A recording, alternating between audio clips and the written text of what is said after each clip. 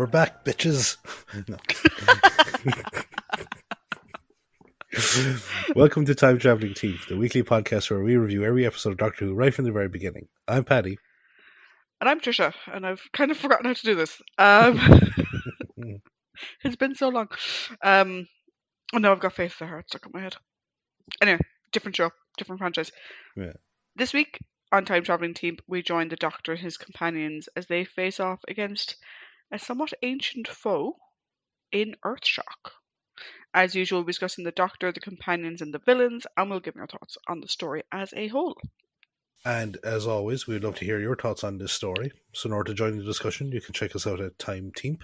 That's TIMETEAMP on Facebook, X/Twitter, and Instagram, or email us at timetravelingteam@teamproductions.com. Now, I suppose, as always, I shall lead us into the story recap. You shall But indeed. before that, while we were on break, Ncuti Gatwa had his very first story as the Doctor for the Christmas special.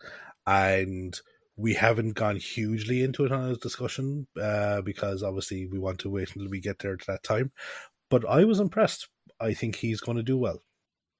I think he did really well. Like, obviously, we talked a little bit about Ncuti when we were doing our Q&A for 2023 because he was in the end of the giggle. Yes. But I think he did really, really well. Controversial statement in some quarters. I quite liked the musical number. Yeah, no, I thought it was fabulous. I thought it was good.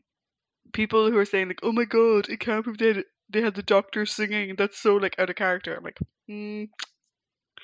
is it though? Is it though? No, I don't think so. The first Doctor sang to himself and made a terrible noise. The Venusian lullaby that Pertwee used to sing, also singing "I Do Love to Be Beside the Seaside," etc. I think it was great. I'm really looking forward to it. It asks so many questions and gives zero answers in a very Russell T Davies kind of way. But yeah, no, I'm really looking forward to it. I think it's going to be a very interesting season. Absolutely. Absolutely. No, he's got the right level of charisma, swagger, and emotional. There's a word, I wouldn't say dissonance or anything. That's not the right word. But he has some very good emotional moments in it. So, emotional resonance, is that the word you're looking for? Possibly, yes, that is it. But yeah, no. So yeah, look, here's looking forward to May. Yeah. Well, I will say that before we move on, just before you jump in straight away, I do wonder how the original framing element for Ruby sat with international audiences who didn't have a clue who Davina McCall is. Yeah, a lot of people are like, who the fuck is Davina McCall? Because like the fact that she's like, "Merry Christmas, Davina McCall." I was just like, okay, what did Davina do to get like this like whole focus on her? But I do wonder if people were like, well, like, who is she? Is she meant to be a character we know? And I'm like, no, she's a real person. But that's actually going to be a thing now as we kind of go through the John Nathan Turner era, is that like he was all about like, you know, getting these big name guest stars, like, but big name in terms of big in the UK type thing, you know. And like outside the UK, people would be like, who the fuck is this guy? But yeah, but that for us is a very long ways away. Yes. So I think you should take us through Earthshock first. I will indeed. Part 1. On the slopes of a quarry, a group of armed soldiers from a search and rescue mission set up scanning equipment at the entrance of a cavern to locate some of the missing members of a research expedition.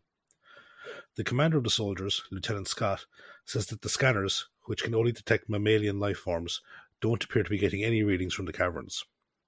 Professor Kyle, the head of the expedition's research unit, says that the missing people must be dead as there's nothing in the caverns that could potentially block the scanners.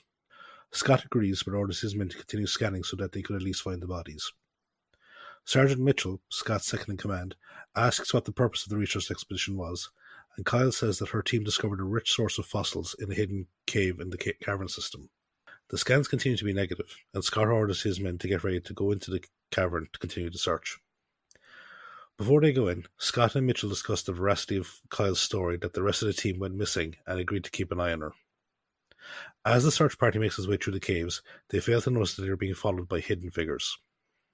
As they make their way through the caves, Kyle says that the expedition has experienced numerous setbacks, with pieces of equipment going missing or being vandalized. Back at the entrance, the mysterious figures are detected spasmodically on the scanners, but Walters, the trooper in charge, says that it is just a fault in the antiquated machinery. Meanwhile, on the TARDIS, the Doctor goes to visit Adric in his room to discuss the copy of the Black Orchid that he was given by Lady Cranley.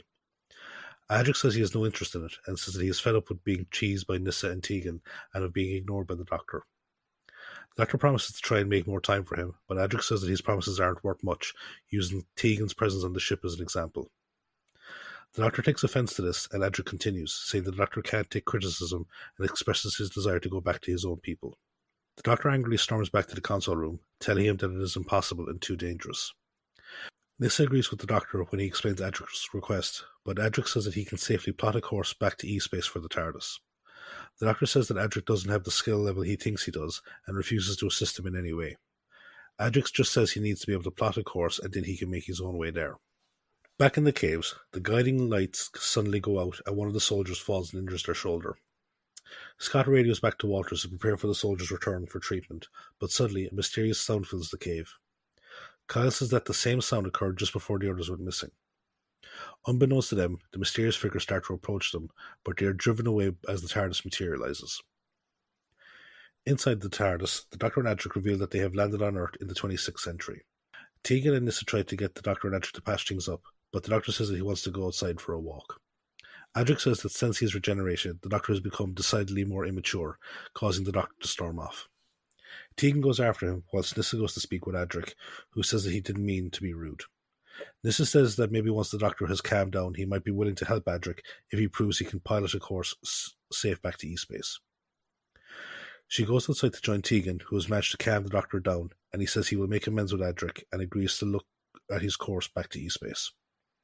Unbeknownst to them, their presence is picked up on the scanners by Walters, and he reports to Scott, who is told that the scans indicate one of them is an alien.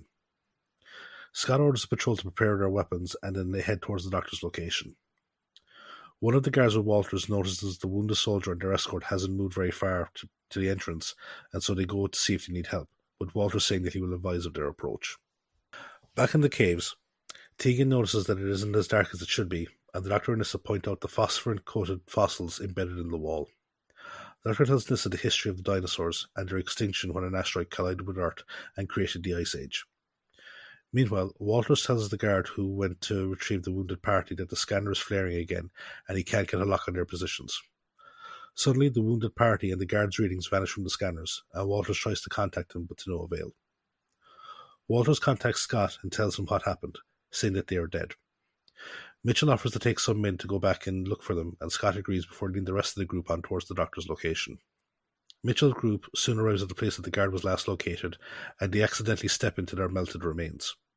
Suddenly, the mysterious figures, who are sleek, dark, featureless humanoids, appear, and Mitchell demands to know who they are. Walters then watches helplessly as Mitchell's group also disappears from the scanner, listening to their screams of terror.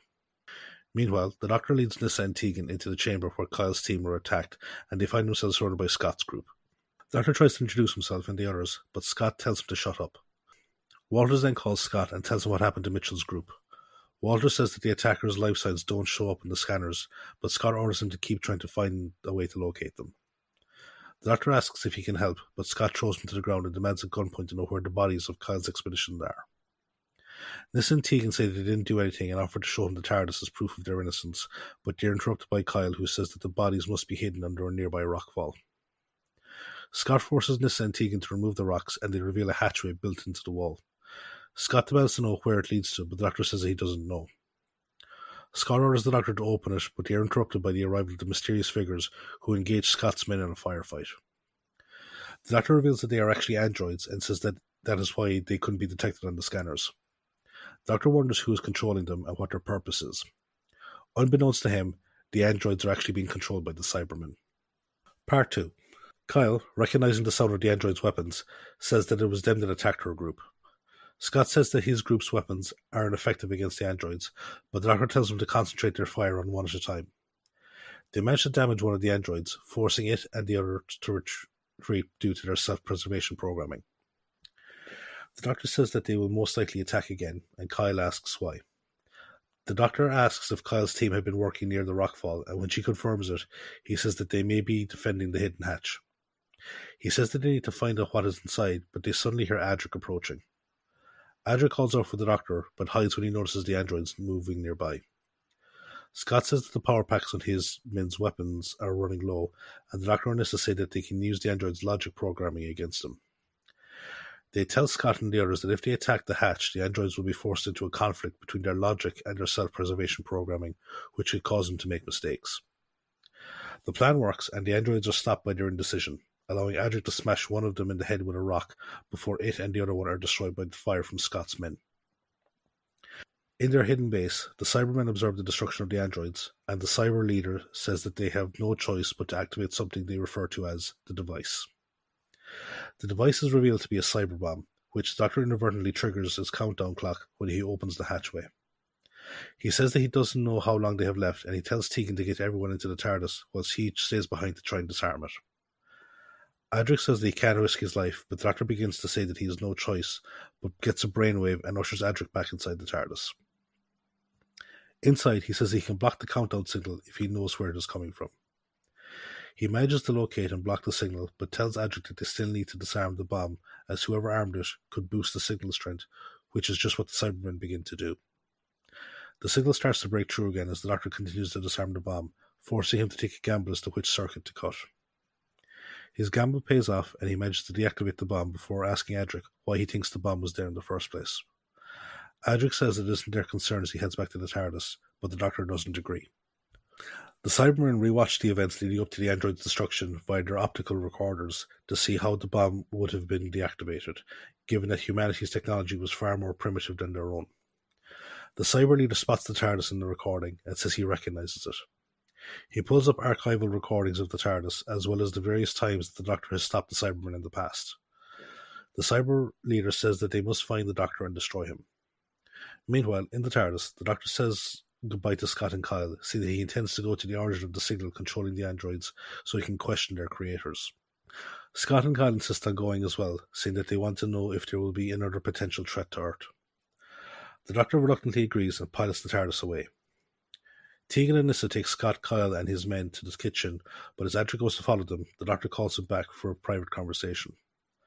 The Doctor thanks him for all his help in the caves and says that if they can plot a safe course back to E-Space, then he will bring Adric there. Adric shows him the course that he has already plotted, and they both apologize for their behaviour towards each other. The Doctor asks if Adric really wants to go home, and Adric says that he doesn't, and they joke about Adric doing all his calculations in case he changes his mind again. In their hidden base, the Cybermen report that they have tracked the TARDIS to a freighter somewhere in deep space. The Cyber leader says that that is excellent, and their plan to attack Earth can proceed. On the freighter, two officers, Ringway and Berger, are discussing the disappearance of several crew members, as well as the absence of their captain. Berger tells them not to worry, but Ringway replies that if any of their crew lodge a formal complaint, then they could be detained at the space station that they are currently docked at, pending an official inquiry. Berger says the crew won't say anything so as not to affect their delivery bonus. Suddenly, an announcement comes over the PA system saying that the captain, Briggs, is returning to the ship. Briggs comes to the bridge and informs Ringway and Berger that they have been given express clearance all the way to Earth, which is on red alert due to an intergalactic conference being held there. Ringway asks if the missing crew were mentioned, and Briggs says that they weren't before ordering an immediate departure. At that moment, the TARDIS lands in the cargo hold of the freighter, and the Doctor and Adric go to take a look around. After several minutes, Adric says that there doesn't appear to be anyone around, and the Doctor says that the freighter must have at least a skeleton crew to guide it. Meanwhile, the Cyber leader receives a call from an unknown voice that says the disappearance of the crew members has been commented upon. The Cyber leader tells the voice to send men to search the cargo hold of the freighter, where they will find the Doctor for use as a scapegoat. Back on the freighter, Ringway contacts the security team that is currently patrolling the cargo hold, saying that they saw someone moving around down there. He tells them to continue searching and he will join them. At the same time, Berger spots the Doctor and Adric on the security monitors and informs Briggs of their presence. In the cargo hold, the Doctor and Adric hear screams from nearby and go to investigate just as an alarm starts to go off. They find the bodies of the security team, and the Doctor says that he has seen wounds like that before. Adric says that they should leave before they are caught and blamed, but before they can go, they are caught by Ringway. Part 3. The Doctor says that they didn't kill the guards, showing Ringway the wounds on their bodies, but Ringway ignores him. He calls the bridge and informs them of what happened, and Briggs orders him to bring the Doctor and Adric to the bridge. As they are being led away, they are being watched by the Cybermen through their own surveillance equipment. The Cyber Leader says the Doctor must be punished for his previous victories against them. The Cyber Leader orders his personal guard to be activated so that he can go to claim the freighter. Meanwhile, the Doctor and Adric continue to protest their innocence to Ringway, but he continues to ignore them as he brings them to the bridge. Once there, they try to get Briggs to listen to them, but they're interrupted by a sudden power surge that affects the ship's systems. The power surge is detected by Nyssa on the TARDIS, who tries to locate the source. Scott and Kyle say they should go out and see if the Doctor needs help, but Nyssa says they can't do anything until they know what's going on. Back on the bridge, the Doctor tells Briggs about their encounter with the androids in the caves and the bomb, but she is skeptical of their claims. Burgess says that the power surge is increasing and the loss to the ship's own power is enormous. She manages to locate its source, and Briggs orders the technical team to go and investigate. The Doctor suggests cutting power altogether, saying that it is the only way to stop whoever is targeting the freighter. Burgess says they need to drop out of warp speed to avoid engines misfiring, but Briggs refuses, saying that she doesn't want her delivery bonus impacted. Berger tells the confused Doctor and Adric about the conference on Earth, and that any ship suddenly deviating from its recognized flight path will cause it to be stopped and searched. The Doctor again implores Briggs to believe him, and says that by going to Earth they are only helping their unseen adversary. Briggs orders Ringway to place armed guards outside the cargo hold, and orders Berger, who is taking the Doctor's side, to continue on their course. Back at the Cyberman base, the Cyber Leader is informed that the freighter crew will have detected the energy drain. The Cyber Leader orders the activation of more troops whilst he takes his personal guard to attack the bridge. On the TARDIS, Nyssa says that the power surge has stabilized, and Scott says that he will take his men and search for the Doctor. Tegan says that she will go with him, and swaps clothes with Kyle. Scott gives Nyssa a communicator to call them back in case the Doctor returns.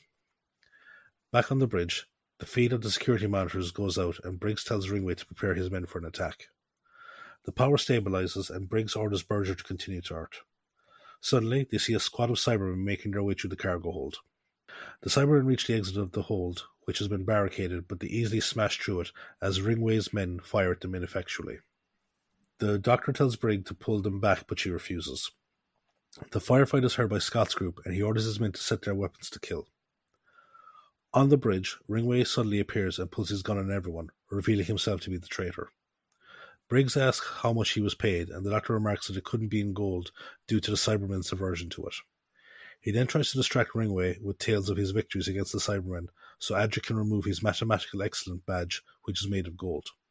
However, Ringway catches him and takes the badge from him. They all then notice that the firefight has stopped, and Ringway notices that Berger has gone missing. He looks around for her, and Briggs and the Doctor disarm him and knock him out. Berger, who was hiding behind her control console, seals off the bridge to prevent the Cybermen from getting in. Briggs says their security force should be able to handle them, highlighting the small number of Cybermen, but the Doctor says that they are part of a larger invasion force. Adric notices the cargo manifest and asks how many silo units the freighter is carrying. And now horrified Briggs says that there are over 15,000. The Doctor asks if there is a way to jettison the cargo hold, but she says it's impossible.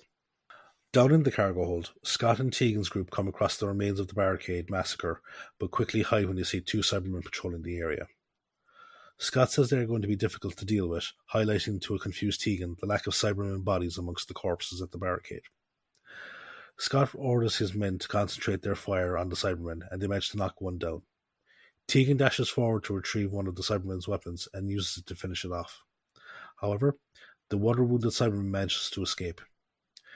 Back in the bridge, Adric points out that the Cybermen are attempting to break in using a thermal lance. The Doctor asks if the ship is powered by antimatter, and when Berger says that it is, he asks for help tapping into the stability field that keeps the antimatter secure in order to try and reinforce the force field at the door. Briggs says that the thermal lance has almost cut through the door, and suddenly a Cyberman begins to tear his way through it. The Doctor dashes forward with a piece of cable and forces it into the Cyberman's hands. The Cyberman instantly solidifies into the door, completely sealing it off again. The Cyber Leader then orders demolition charges to be prepared at the other door to the bridge. Suddenly, the wounded Cyberman from the cargo hold appears, and the Cyber Leader orders more units to be activated to deal with whoever is in the cargo hold.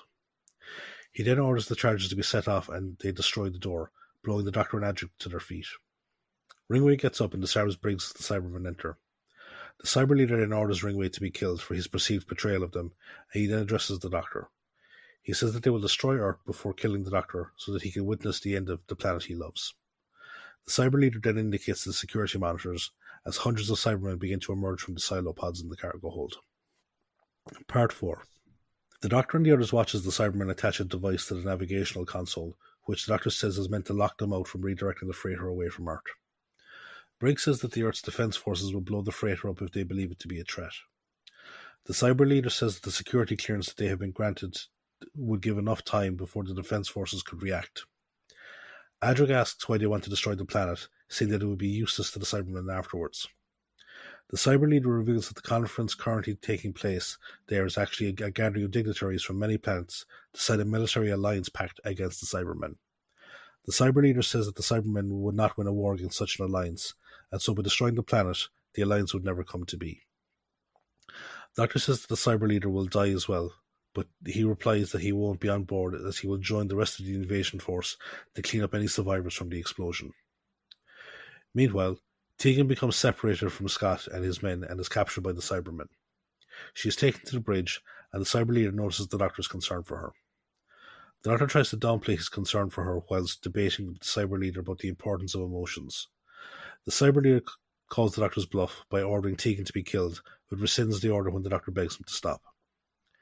The Cyber Leader then says that he will have Tegan killed the next time the Doctor disobeys him. He then orders the Doctor to use the TARDIS to orbit the Earth so he can witness its destruction. Down in the cargo hold, Scott and the others make it back to the TARDIS, but they are attacked by a pair of Cybermen who manage to break inside.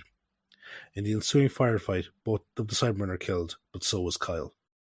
Scott says they can now use the Cybermen's superior weapons to try and free the others. Nissa says that they can't risk throwing their lives away, but Scott says that he has no choice. The Cyber Leader leaves a pair of guards to keep an eye on the Doctor and the others so that they don't try to interfere with the navigational lock. Briggs asks why they don't kill the prisoners now, and the Cyber Leader says that he wants the guards to record their fear, which he says is the ultimate emotional response. Tegan calls him sadistic, and the Cyber Leader says that he will take her with him in order to ensure the Doctor's cooperation. The Doctor asks for Adric to be brought as well, saying that he needs his help to fight the TARDIS, but the Cyber Leader says he knows that he is lying. Adric says that he will be fine and that he will find a way off the ship. Tegan objects as the Doctor reluctantly agrees. He shakes hands with Adric, who promises to see them all again soon. After they leave, Adric says they need to deactivate the navigational lock so they can divert the freighter from its course, but Briggs says that he will need to deal with the guards first. Moments later, Scott and one of his men enter the bridge and destroy the two guards. Back at the TARDIS, Nissa is happy to see the Doctor and Tegan, but her joy is short-lived when she sees the Cybermen with them. The Cyber Leader orders the Doctor to follow the freighter as it continues towards Earth. Tegan says that Earth's defences will detect the TARDIS when it arrives, but the Cyber Leader says it is too small and nothing can stop their victory. Back on the freighter, Adric says that the only way to remove the navigational lock is to solve a trio of logic codes that the Cybermen set up. They hear gunfire from nearby, and Scott goes to check on it. He sees one of his men holding off a squad of Cybermen, and he begins to set up a barricade outside the bridge. He and his men, along with Briggs, hold off the Cybermen whilst Adric and Berger work on the logic codes. They manage to unlock one, and Berger goes to see what they can access. Suddenly, the freighter lurches as it accidentally reverses its warp trajectory and begins travelling backwards through time. This is noticed on the TARDIS, and the Cyber Leader orders the Doctor to pursue it so they can land on it again and set it back on its proper course. The Doctor says that he can't, as the freighter's coordinates are constantly changing due to its reversing chronal trajectory. Tegan says that Earth is now safe, but the Doctor says the freighter will still hit Earth, just at a different point in time. The Cyber Leader gloats in this, as it will mean Earth will not have been around to ever resist the Cybermen. Suddenly, the freighter comes out of warp speed, just as Adric unlocks the second logic code. Briggs says that there is nothing more that can be done and ushers Adric and the others towards an escape pod. However, Adric refuses to leave, adamant that he can crack the last code and save Earth. Scott pulls him into the pod, but just as the door closes, he jumps out again as he's figured out the next code sequence. On the TARDIS, the Doctor and the others watch as the pod leaves, but the Cyber Leader says it is just his remaining troops leaving. The Doctor then points out that they have travelled back about 65 million years into Earth's past.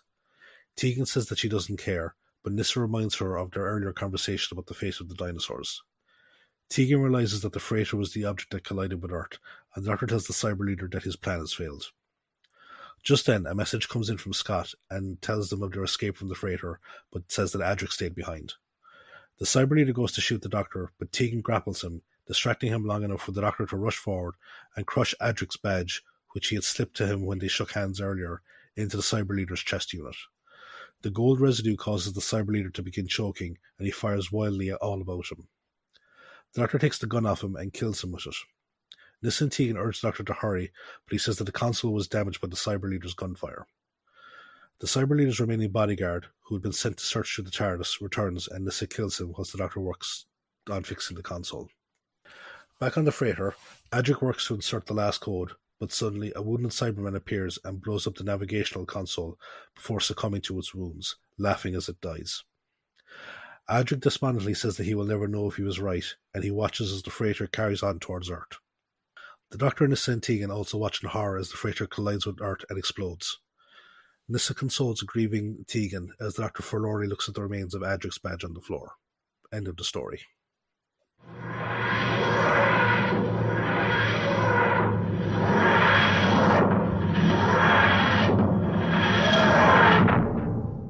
So, now that we've had time, I don't know if we've had enough time to fucking deal with that ending, we'll go to the trivia spot. Because, we will have our thoughts about Adric next week. But one thing that I think we can't disavow is that it's a very impactful ending sequence. Yes. I realize impactful is the wrong word to use in this fucking context. Oh. Yeah. Anyway, let's jump into trivia. Mm-hmm. So the air date of the story is the 8th to the 16th of March, 1982. I'm still not used to this whole 2-a-week thing, so my brain just keeps going weird whenever I see really short air dates. But however, the writer was Eric Soward. This is story 2 for Eric. We previously saw his work in The Visitation, and we'll see his work again in Resurrection of the Daleks, A Fix with Sontarans, and Revelation of the Darks. What the hell is A Fix with Sontarans? It's the Jimmy Savile story that we're not. We're not doing that. Yeah, okay, yeah, we're not doing that. This is what I get when I just copy and paste and don't read the notes ahead of time. But this is the thing is that this is the third time the Jim and Fix It thing has come up, and each time you ask, "What is that one again?" It's like the minute I say it's Jimmy Savile, it's like you automatically banish it from your brain. Yeah. Just for our listeners, it's not a canonical story. Despicable fucking person that he was, Jimmy Savile had a show called Jim Will Fix It, where he would give people an opportunity to live out a desire. One of them was a child wanted to be on an episode of Doctor Who, so they wrote Eric Soward and Colin Baker did a short sketch where the child was a companion for the Doctor. Yeah.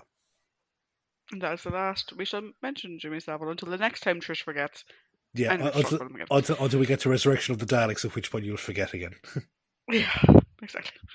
The director of the story is Peter Grimwade, fourth and final directing credit here for Peter. We previously saw his work in Full Circle, Logopolis, and Kinda. The story had a working title of Sentinel, which I can see, I can get it. This is the first Cyberman story that neither of the creators, Kit Pedler or Jerry Davis, had any involvement with. It's completely original from the original creators. Sorry to interrupt there. Just before you go on, I just pegged that Peter Grimwade directed Adric's first story and his last story. Oh, so he did. Yeah. Huh. Interesting. This story does have the very rare occasion which again somehow came up in conversation recently on like Facebook, but where the Doctor not only uses a weapon but also kills with it, or at least makes a very valiant effort to kill with it. Ultimately, it's Nissa that kills it, but whatever. Um, not something the No, Doctor does on the regular, no, but it has happened in the past. he does kill the cyber leader. Nissa kills the second one. Oh, she does. Yeah. No, I was. Yeah. No. Yep. Okay. So the multiple rows of mastering Cybermen in part 4. There's actually a single row that got duplicated and duplicated over and over and over again.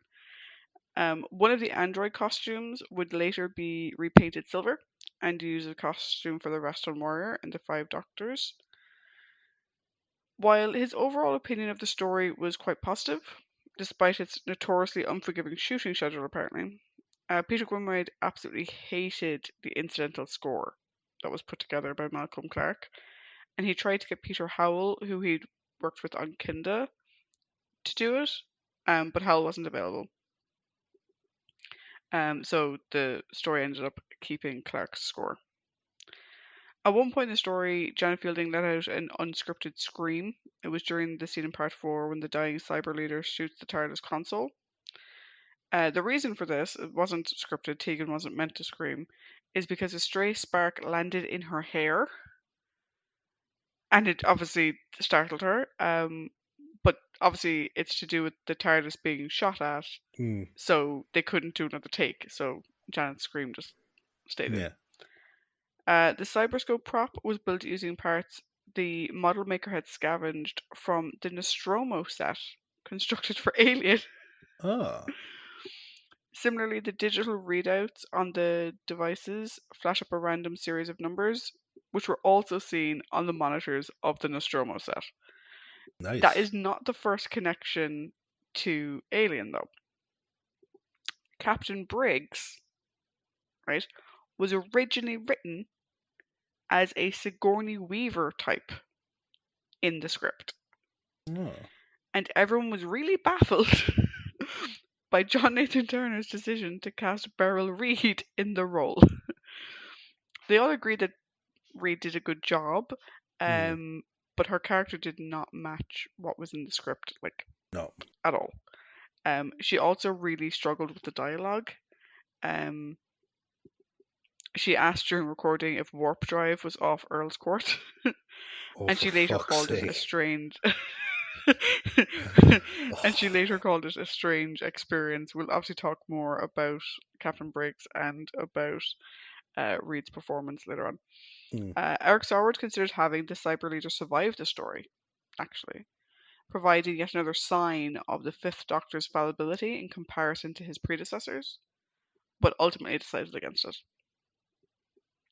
Jonathan Turner took a now well-known publicity gamble with this serial by deciding that he wanted to keep the return of the Cybermen a surprise.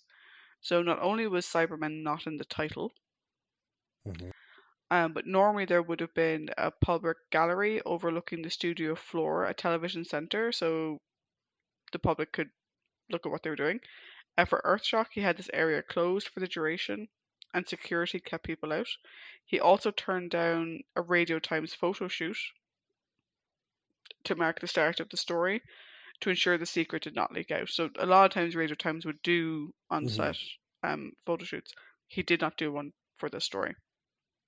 The death of Adric is also like a considerable gamble, since no long-running companion was ever killed on the show. Their long-running companions were never killed off before. The whole ending of it was interesting because there is no theme music. No. We have a really sort of downbeat background music while everyone in the TARDIS realizes what happens, and then the camera pans to the remnants of Adric's badge on the floor, and the credits run over total silence. Yeah. It's very, very similar to the end of the final episode of Blake 7. Normally that there would have been music over it, but for that show, given what happened in it, yeah, it's just credits, silence. Yeah.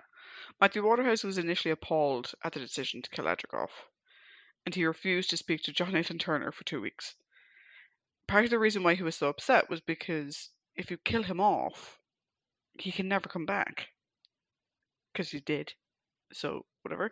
But he was eventually mollified when Jonathan Turner basically said like the Doctor could still encounter Adric at a prior time. I disagree with that assessment because the episode itself sort of suggests that that could never happen. But whatever. Matthew Waterhouse did recall that his last day on set was very sad. He was filled with champagne, put in a taxi, and sent home. At that point, he burst into tears. That is really sad. Mm-hmm. Let's talk about the rest of our cast, though. So, as Mm-hmm. Lieutenant Scott, we have James Warwick. This is his only Doctor Who acting credit. His non-Who credits include Murder, She Wrote, The O'Neill Line. He did some voices for the Iron Man cartoon, and he also voiced Qui-Gon Jinn in a number of Star Wars video games. He's probably best known, though, for playing Tommy Beresford in Agatha Christie's Partners in Crime. Professor Kyle is played by Claire Clifford, only Doctor Who acting credit, but she does appear in Torchwood in the story Fragments. Her non-Who credits include Miss Pettigrew Lives for a Day, Miss Potter, Doctors, and The Bill. Captain Briggs, like I said, is played by Beryl Reid, only Doctor Who credit for Beryl. Non-Who credits include The Killing of Sister George, Yellowbeard, Smiley's People, and Tinker Tailor Soldier Spy. Beryl passed away in 1996. You have a finger up because you want my attention. Yes. Yeah. When I first saw her, I was like, "Is that who I think it is?" And I love the movie Yellowbeard. It's not a great critically acclaimed movie. It's a movie that has a lot of the guys from Monty Python in it. It's a pirate movie, but her character basically at one point goes, "Stop that man from pissing on the hedge. It's important," and she chases him off with a broom. And all I could think of was every time she spoke was like, "Stop that man from pissing on the edge." Oh. Berger is played by June Bland. This is the first of 2 Doctor Who credits for June. We will see her again in Battlefield. Her non-Who credits include The Newcomers, Bat Out of Hell, The Doctors, and Angels. Ringway is played by Alec Sabin. This is only Doctor Who acting credit for Alec. His non-Who credits include Coronation Street, Tinker Tailor Soldier Spy, Anthony and Cleopatra, Birds of a Feather, and Silent Witness. I think Birds of a Feather was a great program. I never watched it, but it was constantly. Did you not? Oh, it was very good. It was very good. All I can really remember is getting. They did was it the Daz ads? Yeah. Yeah. The Birds of a Feather was very good. Yeah. Lastly, the leader of the Cybermen, the Cyber Leader, or the leader of the bad guys, as Paddy put it to me when he was originally giving the list of characters that I was going to have to be looking up, is played by David Banks. This is the first of 5 on-screen stories for David. We'll see him again. I said 5. I only see 4 listed. First of 4, maybe. We'll see him again in The 5 Doctors, Attack of the Cybermen, and Silver Nemesis. He has also done a number of audio stories for Doctor Who, and his non-Who credits include Brookside, Canary Wharf, and EastEnders. Thus endeth the trivia.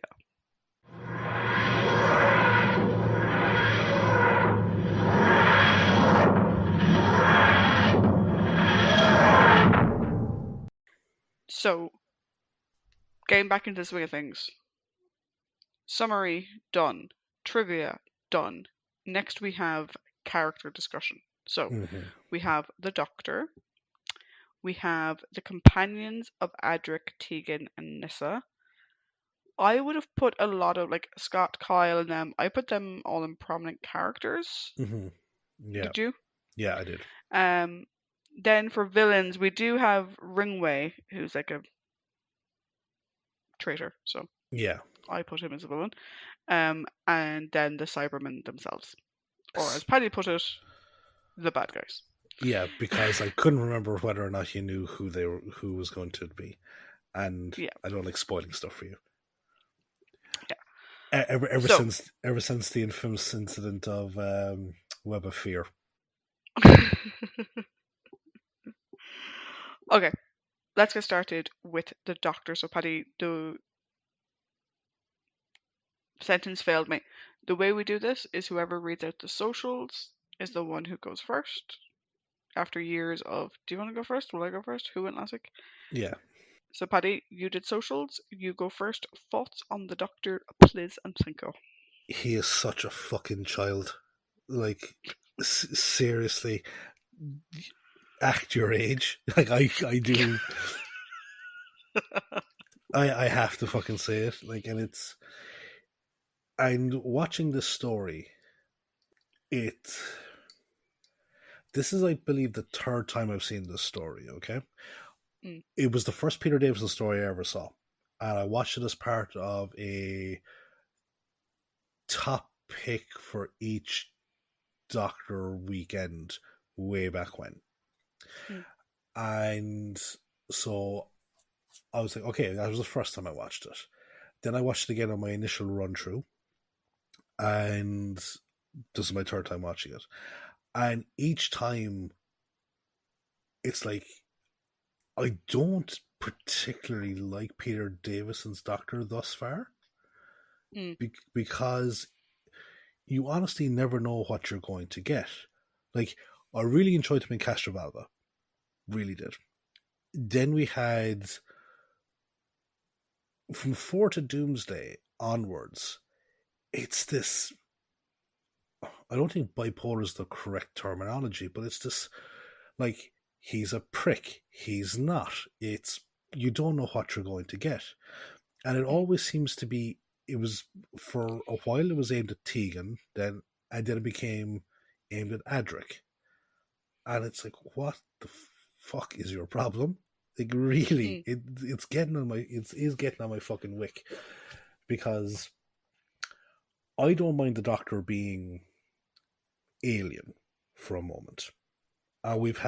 We've had discussions about particularly Tom. I think it came up an awful lot in Tom's run. mm, Where those moments where he was like aloof or he was nasty or something like that, and we discussed it, and I'm like, I don't mind that once in a while, but like even Hartnell during his fucking grumpy phase, it's like, okay, yes, we know he's designed to be grumpy. That's who he is. But here we're meant to have like this thing of he's meant to be again more advanced, more mature. And as Adric said, like since he's actually regenerated, he's become a lot more immature. mm. And but there's no rationale behind it. So it makes it very hard to connect. Um what I will say though is like once the main plot kind of kicked off and once he pulled his head out of his ass, like it was nice seeing his old rapport with Adric again. Um it was I liked his Tegan is now one of his. Like she's no Mm. longer a burden. She is like a friend, a companion. Um I didn't quite buy into his interactions with the cyber leader until the very end. Um it just didn't particularly hit for me. Um so yeah, like I have thoughts about the story in general, like but on the Doctor side of things, I'm not very gone on the Doctor in the story. Yeah, I would say my first reaction to the Doctor in this story when he's talking to Adric was, oh my god, you are such an asshole. Like, such an asshole. Hmm. This is a kid, right? So I think canonically he's like, what, 17 at this point, maybe? 16 or 17? I think he was meant to be 15 when it started, and we've no idea what the timey wimey nature of this whole Mm, thing. So, but like we'll give him a year. We'll say that he's was it 16 going on 17. yeah. He's a kid. He's a fucking kid. And he's upset because he keeps being picked on and whatever, partially by the Doctor in previous stories. And as opposed to comforting him or helping him feel more at ease or whatever, your first response is everyone gets picked on sometimes. Hey, like, fucking 7-year-old man, you're the one making fun of a child. Like, come on. But also, like, the way he reacts to Adric wanting to go home is so. It's such an asshole move because,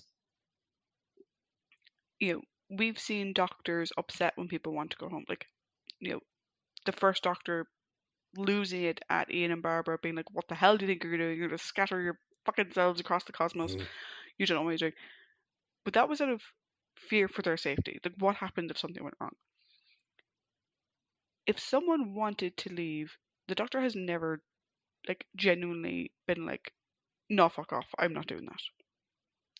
This is a 16-year-old boy who feels that the friend he had fucking disappeared. He regenerated into someone new who doesn't give a fucking shit about him. He has Nissa, who he feels has kind of replaced him as the protege. And that's not Nissa's fault, but like, imagine you're putting yourself in this shoes of a 16-year-old boy. That's clearly the way he sees it. He's not appreciated. He doesn't feel like he belongs here. And so he wants to go home, only to be told by the person who's responsible for his safety, "I'm not fucking going back there. I am never going back there. I'm never going to try and go back there," and whatever. Like, Adric made a very valid point. Romana is still there. He could go and be with Romana. Like, the boy doesn't have a fucking home. Like, try to give him one. And so his whole reaction to that, I thought, was completely over the top. And no other doctor would ever have reacted that way. They would have done all they can to either, one, get him home, or two, show him why it can't be done and make him feel like this is home. Do you know? It was so horrendous. And then to cap it all off, he storms out, is like, "I'm going for a walk. Fuck you guys. Whatever. Fuck safety and security and all that kind of shit. I'm going for a walk." And the minute the girls talk to him, he calms down. I was like, way to reinforce Adric's belief that you don't give a shit about him. And He he, asks you for something that he genuinely needs for himself, that he genuinely wants in that moment, and you brush it off, you blow up at him, you yell at him, you scream at him, whatever. Nissa and Tegan come out and they're like, "Oh, come on, let him try." And you're like, "Oh, okay." And like, no, stop. Like, he's a child and you're coming across as like this weird abusive fucking parent. Like, stop. Oh my god. Um, I agree with you that, like, as the story actually picks up, it's more of just the doctor being the doctor and blah blah blah. But there was a few other things that really struck me. Like, one was when the cyber leader was like saying like, "Okay, we're going to shoot Tegan," and he takes a really long time to step in front of her. yeah, he's trying to That hold the was bluff. not an immediate response. No, he's trying to hold the bluff. Yeah. Yeah, and I'm like, fuck the bluff. Again, if you think back to Genesis of the Daleks, neither turned up that little dial to torture Harry and Sarah Hmm. once for Yeah. like 2 seconds, and Tom was like, "Stop, stop." Like, Adric and Tegan were stood right there, and the doctor was there trying to bluff with the Cyberman. I'm like, "Nah, dude, stop." And then the last thing that got my goat was the fact they left Adric on the freighter at all. I know that, like, in the story, obviously the cyber leader's trying to get them off the ship and whatever, and it's like, "Oh, I'll kill them," or whatever. But the fact that there was no ahaha Uno reverse card where the doctor suddenly gets the better hand to get Adric off the ship. I know that obviously they wanted to write Adric out of the show, so that's why it didn't happen. But like, in the context of watching it, I'm like, yeah, just leave him there then. Like, leave the 16-year-old kid behind. It's fine. Well, Whatever. I kind of headcanoned that when Adric slipped the Doctor the star, the Doctor probably thought that it would just be the cyber leader that would be going into the TARDIS with him, and he'd get to jump on him, and then he'd be able to pilot the TARDIS back into the freighter. That's the way that I rationalized it. Okay. Maybe. I just Yeah. all I could think of was that like, You took on a responsibility for this young man, and you have failed in every possible way. You were a really good mentor to him, a really good guide to him, a really good friend to him when you were all teeth and curls. Then you're regenerated into this younger body, and apparently you're now having a competition with him. Like, grow the fuck up and act your age. Do you know? Like I said, everything else, like his interactions with the supporting cast, that's all fine. No major issues there. His interactions with Tegan and Nissa, like I said, with the exception of not stepping out faster for Tegan or whatever, that's all fine. That's all grand. But like the thing that sits with me though with the Doctor in the story is, oh my god, you're such a fucking asshole. Like, we thought at times Patrick Troughton was an asshole, Mm. but I don't think. I think while he maybe did dickish things, like the whole thing with Jamie and like that kind of thing, he was never this much of an asshole to someone's fucking face. But I think the other thing is that like it's everything has been so compact. Like pretty much it went Castrovalva, and then you had four stories. You had Fort of Doomsday, the Visitation, Kinda, and the Black Orchid, and it's just this compacting of like in each story, he's an asshole in some capacity to someone, Yeah, be it mostly Tegan or Edric. Now, what I will say is that Adric didn't make things easy, but at the same time, that's the opportunity for the Doctor to rise above and be the role model and be the person that Adric needs to be. yeah, exactly. I mean, like Adric reacted badly to Nissa and Tegan coming along. He clearly felt out of place, whatever.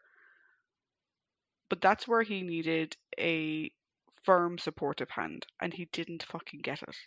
Mm-hmm. Instead, he had the Doctor deferring to Nissa for everything,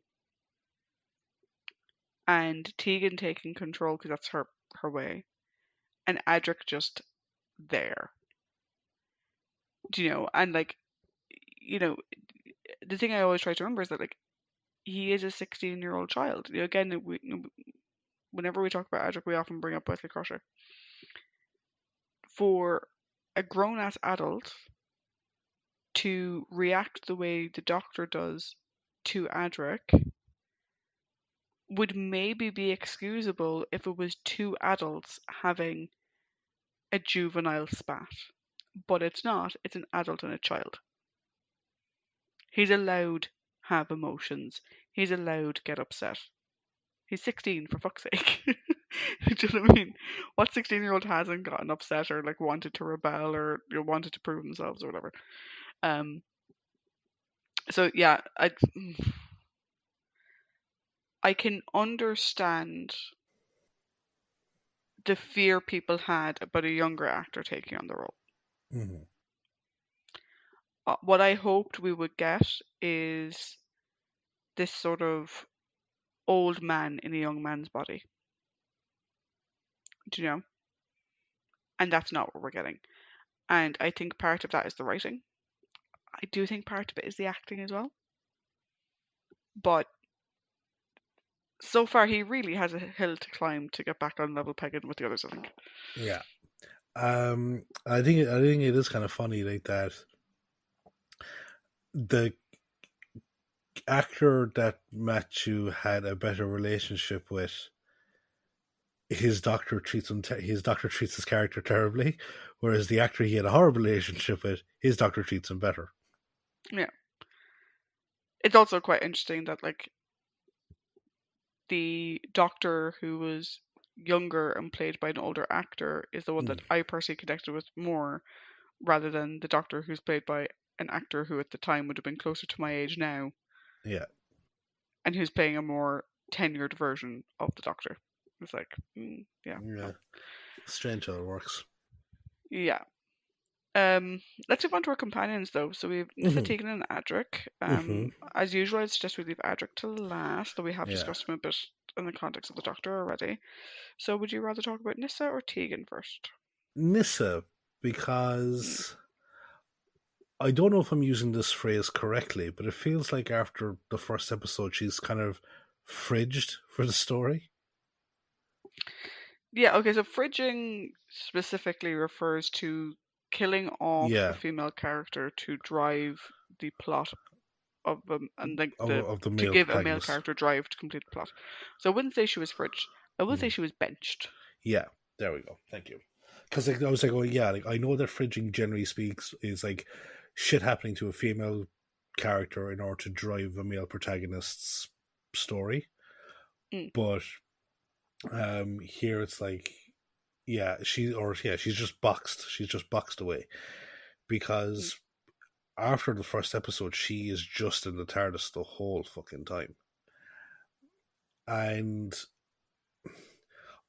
in episode one, she's great. Like she's the emotional bridge between Adric and the Doctor because she can empathize with.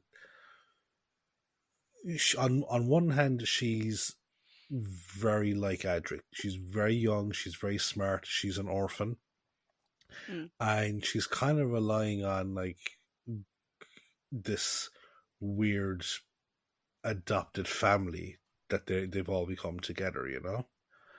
mm, Um, and then on the other side of things is that we've kind of seen that she's a bit more tech savvy and emotionally savvy than Adric. So mm. she can kind of translate that to the Doctor as well. So she's a good bridge. But once that moment passes, we're then into the mystery element of the story, and she's a nice exposition dump about dinosaurs and the phosphor, like the fossils and things like that, and then um one thing I've noticed like is like this whole thing of like in order to kind of prove their innocence, we'll just show them the TARDIS. So I was like, how will that prove your innocence? No, to be fair, like that's both her and Tegan using that, and I'm like, if anything, it might incriminate you further.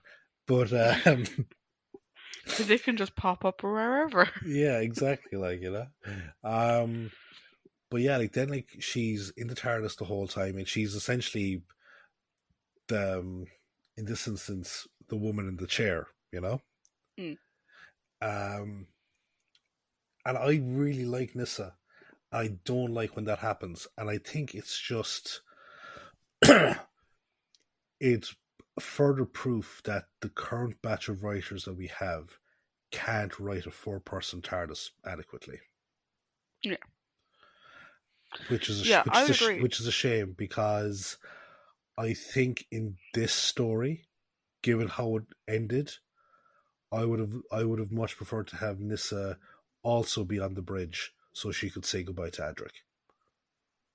Yeah, like I think I think this season has really struggled with having three really intelligent, like super intelligent characters, and then Tegan, who's like base level, right? Yeah, Not that Tegan's a moron by any stretch of the imagination, but she's base modern level. she's resourceful. Yeah, but she's a base Yeah, modern yeah. level human. And then you have the Doctor, Nissa, and Adric. I like Nissa more than the other two at the moment. um, I think Sarah Sutton is great. I really do think that like out of all the companions we've seen in a long time, I think Nissa is really the forgotten companion. Mm-hmm. She's amazing. She's super intelligent. She is. She can take charge. Like so she was boxed in the TARDIS, but she was taking charge in that space. Like she owns that space. She's comfortable in that space. She'll take charge, even though she's like a dinky little, like this a 5'4" little thing or whatever. And you've got all these people with guns, and she's just like, no, like you're in my house now, bitches, my Mm-hmm. rules. Which is great. Um, but I do agree that they didn't give her anything to do, and they've been doing that a lot. We got like all these stories. We've had great Nissa getting to show off her intelligence, Nissa getting to sort of have the odd emotional beat or whatever. but we haven't really had a Nissa-driven story. Not really. We haven't had a good connection of Nissa with the other characters in a way that is memorable. Like, I mean, to your point, Nissa and Adric were friends before Nissa joined the crew, right? They clearly got along the best out of Adric and anybody else. Clearly, Nissa was the one that he got along best with in the current setup. And for her to not have the chance to say goodbye to him is horrendous. Um, because you totally know that had Nissa been there, the two of them together could have worked it out. Not a problem. Mm-hmm. So I think with Nissa, I love her. I love what we see from her, but we're seeing the same thing. And it's not even like, do you remember with Ian? It was like Ian being Ian, right? Mm-hmm. Ian is the dashing hero. He's whatever.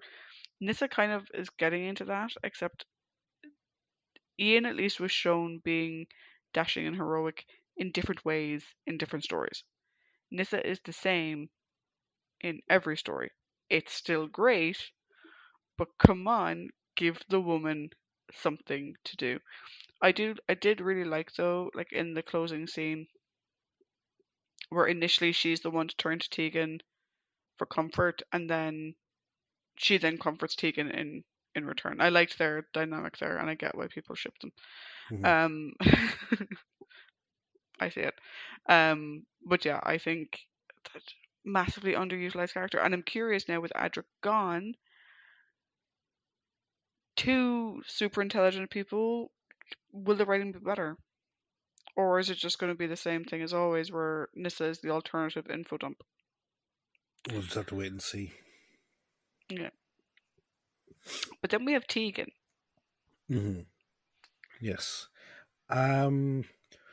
So this time around, Tegan doesn't drive the plot herself as much as we've seen Mm, previously, but she's still a strong support within the story itself. Uh, Now we kind of see it off screen more so, or no, off screen, but she's the one that goes after the doctor to try and talk him down off his temper tantrum stool. Um, but then she's there with Scott the whole time, and not as in a mm, sort of damsel in distress or anything like that. No, she's part of the squad. Like if mm. anything, she's Ripley in this story. Yeah. Yeah, she's like Ripley. She's Ripley of Aliens, and like again, it's she has no qualms about throwing herself into danger to save the others. Like, you know, she runs forward to get a Cyberman's weapon. She rushes forward to try and save the doctor from being killed, and then she in turn defends the doctor while he's trying to repair the thing. So it's like, while she may not have driven plot, she's a it's just a good performance, you know? Yeah, I would agree. I think like Tegan, she's the base level modern, representation of the show. Um, I do agree with you. I found it really interesting when reading through the trivia that like that Captain Briggs is meant to be this sort of Ripley-esque character, and obviously they're meaning Ripley from Alien Mm-hmm. specifically. Um, Whereas actually it's Tegan. Like there's several shots where you're like, oh, that's a fucking Ripley moment right there. Like particularly when she's off on her own. Um, and what I like about Tegan in general, and I think it's particularly obvious in this story, is that like she knows she's not a super genius. She can't help Nissa do what Nissa does, Mm-hmm. but she still wants to help. So give her a jumpsuit, give her a gun, and she'll go with you because she has to help somehow. She can't do what the fuck they're doing. So off we go into the Wild Beyond as it was. Um, so I think that's really good. I think um again her dynamic with everyone is really well. Um, I would have liked to have seen more with her and Adric. Just because I don't think we ever really fully got a baseline read on her and Adric's relationship, bar his initial sort of shitty comments in the first, you know, or the second story. I think it was Forced Doomsday where he's a bit shitty to her. But we never really got to see like their dynamic properly. And I would have liked to have seen more of that. Do you know, like, yeah, Tegan took the Doctor off his emotional ledge, but I would have liked to have seen her like standing up for him a bit Yeah, more. because like while he's shitty to her again in Kinda, like by the time the visitation comes around, she's a bit more kind of tolerant of him, or like did they have a better rapport? Yeah, but like, I would have just liked to see like again because she's looking at the world from a modern lens, Mm-hmm. and I would have liked to have like when she sees the Doctor storming off and like oh he wants to go home and I'm not going back there and I can't go back. Whatever. I would have liked to have seen her because like obviously she comes from a similar space to Andric in that instance. I would have liked to have seen her be like, hey, come on, he's a kid and he wants to go home. Like, grow up. Do you know? I would have liked to have seen more of like the way you and I are reading that situation. I would have liked to have seen Tegan calling it out because that's what a modern audience would think of that Mm-hmm. situation. Do you know? Yeah. But other than that, like she really is the Ripley like stand-in for this story. Um, and again, I'm curious as to what it's going to be like with just the three of them. I I don't know what it's going to be like. Yeah, I think after this I'm kind of blank on a lot of stuff. So Mm, it's gonna be interesting. yeah, and then we have the boy genius himself. Yes, Adric. So just like your tenure on the show, this story was a bit of a roller coaster for you. Because you start off and like he does act like a petulant child at the start. Now, he has valid reasons for some of his complaints, but the thing is that, and we said it, he acted like a he's acted like a prick to Tegan almost since day dot. Or well, like post regeneration, he acted like a prick to her, and he's also getting a bit high handed with Nissa, and kind of snapping back at the Doctor and all this kind of stuff, and no one just kind of sat him down and asked what's going on. So that was where I think like that was where this story kind of went. Okay, you have been acting like an asshole, but now was the time for someone to ask why. It has gotten a bit ridiculous at this stage. And I think that's another reason why he's acting all petulant is because, as he pointed out, the Doctor never makes time for him. He never has an opportunity for someone to sit him down and so he can explain himself. Um, but as it goes on, like he actually does a really good job of calling out the Doctor's hypocrisy about stuff, you know, Mm. like and kind of saying like your promises really aren't worth much. Um, and it's okay for you to say and make mistakes, but if anyone else does it, like you're on them like a fucking ton of bricks. And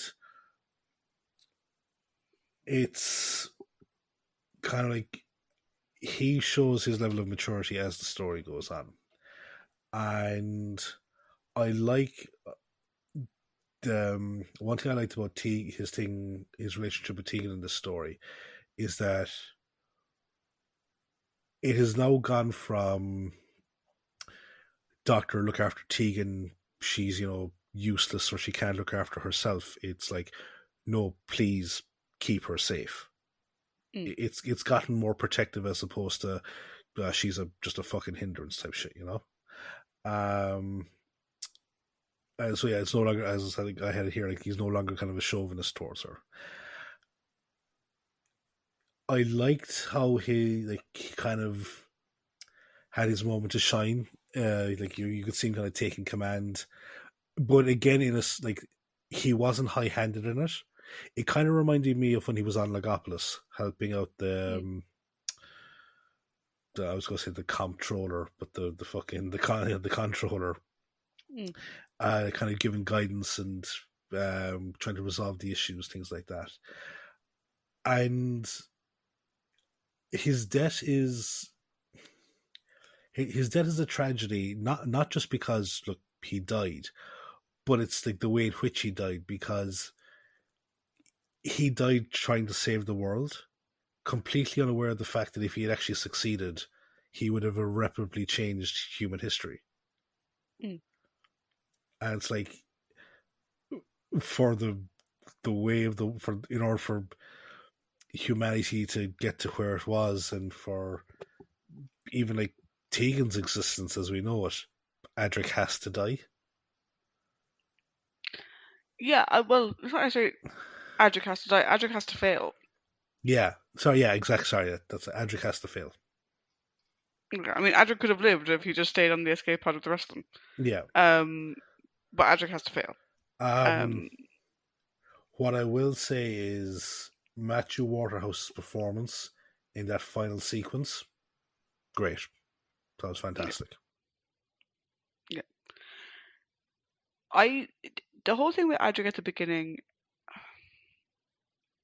I don't see it as him being petulant or whatever. I see it as him being upset. And you made the valid point that like no one's ever asked him why he's acting out. Do you know? Like there was the whole thing with the machine, like the doctor reading him the riot act for getting, using the machine in was it in Kinda or whatever. Um, and he didn't know how to use it properly, and he keeps rushing in and trying to help, and moving ahead and doing things when we didn't need you to do that, or there was no need to do that, or whatever. And it's like maybe ask him why, because it's very obvious why. He's like he wants your attention. Like the doctor or Adric had K9, Romana, and the doctor. Were essentially they were the ones taking care of him because they didn't need anyone to take care of them. They were taking care of him. And then they left E-Space, and it was the Doctor and Adric, and he was the protege. The Doctor was constantly teaching him new things. They were going on adventures. It was great, and we saw how much Adric grew. Um, when the Doctor, like even if you go to like Legopolis, like the way he was like at the start of that story and stuff like that. And then, like I said, this man that he looks to as like a father figure or whatever goes through a physical change and also an emotional and mental change. And suddenly there's these two other people on the TARDIS with them. I was like, oh, okay, fine. It's getting a bit crowded. Who so much time is spent trying to get Tegan home, and you know, there's no need for the Doctor to show Adric how to do something because Nissa already knows how to do it. And from his perspective, where does he fit into that? Do you know, like anytime he tries to help, he's told that he's being a hindrance or that he, did something stupid or whatever. And it's like, I kind of get where he's coming from, where he's like, you never spend time with me anymore. Do you know, like when it was Tom's doctor, he presented himself as the mentor. Mm-hmm. What has Adric learned from the Fifth Doctor? Fuck all. Because the Fifth Doctor doesn't spend any time with him. Do you know? He consistently leaves Nissa in charge, supposed to leaving Adric in charge. Nissa is shown how to work things, and Adric is being left by the sidelines. So I completely understand him being upset. And like you said, that was the prime opportunity for someone to sit him down and go, why do you suddenly want to go home? What's going on with you?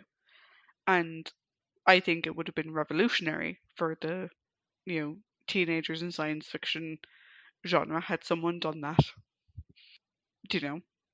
Mm-hmm. But they didn't. Like Nis and Tegan do stand up for him a bit, but not in the way that he really needed. I think for the rest of the story, for most of it, he's fine. Obviously he's trying to prove his point, but for most of episode one, he was just in the TARDIS looking at the camera going, "Oh look, Mm-hmm. oh where'd they go?" No, I was like, okay. Um, I do think though, like in the latter half of the story, though, we do see the full brunt of who Adric has become. Mm-hmm. Do you know? Like I said, like, he is willing to stand up in the face of fire. Um, like the fact that he was like, "I'll be fine. Leave me here. I'll be fine. It's grand." And you can tell he has an idea percolating in his head, and he's like, "Oh, no, I'm good. I'm good." They still shouldn't have left him there. He's fucking 16 years old. But, he is like, "No, I got this," or whatever. Um, I love how um, Scott and Briggs and Berger were all trying to get him, Mm-hmm. like all trying to protect him, and he's just like, "No, I can protect you." Um, I do think it's funny that like his last thought is, "I'll never know if I was right," Mm-hmm. which is just such an Adric thing. Um, what I wanted to say though is that there was so because I often use the Doctor Who fan wiki page um as a resource when I'm doing trivia and stuff. Mm-hmm. And usually it's factual. Sometimes there's a little bit of inference, but usually it's factual information, whatever. For this story, there was a statement which I would deem to be an inference. I really question the person who put it in there. And it was written as this: killing off Adric makes some sense story wise. The Doctor would never purposefully return to E-space, so that would leave Adric indefinitely stuck on the TARDIS. Given Adric doesn't have a place in N-space to call home like the rest of the companions, Nyssa did have a home, but it was destroyed. I'm like, that's a really short-sighted way of looking at this. Adric could have found a home anywhere had someone Mm-hmm. actually tried to help him. Originally, the Fourth Doctor was taking him to Gallifrey. Mm-hmm. Adric could have found a home on Gallifrey if the Doctor ever thought about what does Adric need to grow. Um, you know, I said the Doctor would never purposefully return to E-space. Okay, but like, could he find a way for Adric to get there? Like, just because the Doctor never wants to go back there doesn't mean that Adric should be forbidden from going home. Like, if you take him to Gallifrey, I'm sure they'll find a way to get him back there. So that's a sentiment that like it was written on the wiki, and I was like, that's not a fact. That's someone's No, opinion. there's multiple It's an ways that. opinion I disagree with. Do you know, like Victoria found a home that was not her own. Do you know? And if anything, Adric and Nissa are in exactly the same position. Adric has a home that he physically can't get to, and Nissa has a home that physically doesn't exist anymore. Why is it suddenly it makes sense for Adric to die story wise when the same person is like, and we expect Nissa to die next because she's fucking nowhere to go either. You know? Yeah, no, that makes no sense. Like, there's plenty of ways that they could have written Adric out. Like, he could have gotten him like a clerical job or something like that in the Citadel on Gallifrey. He could have been introduced to a brand new society that he could become a part of. He could try and recreate Legopolis because he understands block transfer Mm. computation. There's a lot of stuff there. Yeah. So, I mean, is it kudos to Matthew Waterhouse? I think the performance at the end was very good. I think like in the story itself, him dying is obviously very effective or whatever. Um, but this idea of he had to die, or it makes sense that he was going to they were going to kill him off because what else are they going to do? I'm like, that's just short sighted. There was plenty of other things that they could do. But yeah. So then we have our story based prominent characters. I know I said story based companions, but they're not story based companions, they're prominent characters of Scott, Kyle, Briggs, and Berger. Do you want to do them in that order, or do you have a preference? I would go like on order of how much I've got to say about people. So I would go Hmm. Kyle, Berger, then Scott and Briggs, I think. Okay. So what do you think Kyle, of Kyle? I don't really have a whole lot to say about her, to be honest. And I know like that I'm the Mm, one that usually kind of puts into the character discussion point of view, but it's like she's there for handy exposition at the start in order to cast a bit of shade. Like she's there to help create the air of mystery because, like, Scott and his second in command are like, do you believe her? And it's like, well, don't know. It's kind of fucking dodgy. And then she's there as, I think, an emotional hook Mm, because all the people that die in the story they're cannon fodder. They're soldiers or yeah. security guards or whatever. But she's the first non-military person that actually dies in the story that we actually see, and Mm, it's she dies as a result of trying to get involved in a fight. mm, So, like, Tegan, the very same thing could have happened to Tegan when she dashed forward to take that gun. mm, And here we have Kyle doing it, and then she ends up just becoming the sacrificial lamb.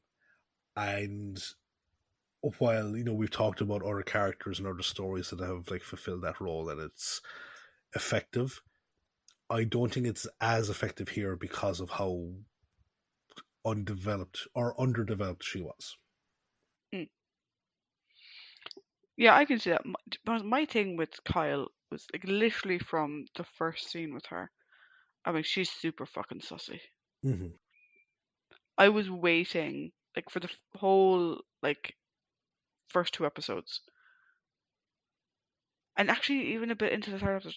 I was waiting for her to be revealed as a traitor because the way I don't know if it's the way the actor presented it or whatever, the way she carried herself was super fucking suspicious. Yeah, it's the way the actor kind of presents. But then again, as I said, the writing is meant to be there because Scott, and as I said, he picks up on like somebody's not quite on the up and up here, you know.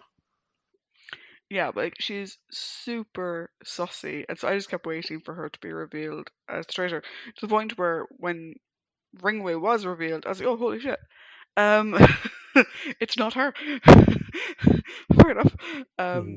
But yeah, I mean, she's a fine character. I think, to be honest, I think the most interesting thing about her death is Nissa's reaction to it, who's Mm-hmm. clearly traumatized. Yeah. Um, but other than that, yeah, she was there. I was suspicious of her for ages, and then she was just there. That was pretty much it. So then we have Berger, and Mm, she. One thing that I will say that the story did very well was the revelation of who the traitor was. I thought was done fantastic because mm, we know that there's a traitor. It's like your man, Cyber says, "Oh, send someone down into the cargo hold, and there you'll find your scapegoat." The next 60 seconds, it cuts to Ringway sending a security team down. It cuts to Berger looking at them on the security camera, and it cuts to Briggs, who has been all gung ho about getting towards Earth, immediately sending down like more security personnel. So I thought it did very well as to say, actually, it could actually be any one of the three. mm. Yeah, so I thought that did very well compared to Robots of Death, where you know exactly who it is because of really bad fucking Chromacast. But Berger um, is very good red herring, I thought, for the traitor role, and it was cool seeing her help the Doctor because she switched sides to his point of view from the rational point of view. Mm. Like, Captain, come on, you've got to admit that something's not quite on the up and up here.